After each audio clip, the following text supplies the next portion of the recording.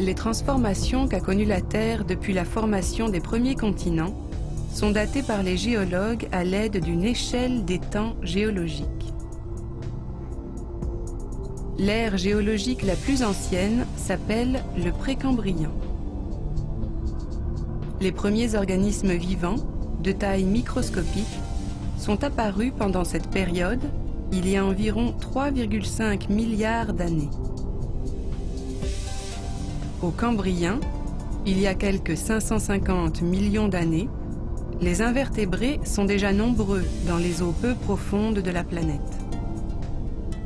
Pendant l'Ordovicien, il y a 500 millions d'années, les premiers vertébrés, des poissons sans mâchoire, commencent à prospérer. Ce n'est qu'au Silurien, 100 millions d'années plus tard, que les premières plantes terrestres se développent. Le Dévonien est l'âge d'or des poissons. C'est aussi pendant cette période que des animaux amphibiens, ainsi que les premiers insectes, s'aventurent sur les continents. La période suivante, appelée Carbonifère, date d'environ 300 millions d'années. D'épaisses forêts se développent et les premiers reptiles apparaissent.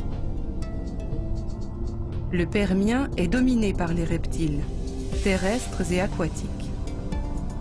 Il s'achève par la plus grande extinction de l'histoire de la Terre, il y a 250 millions d'années. Le Trias, qui lui succède, voit l'apparition des dinosaures. Ces animaux, dont certains atteignent des tailles gigantesques, dominent les ères jurassiques et crétacées.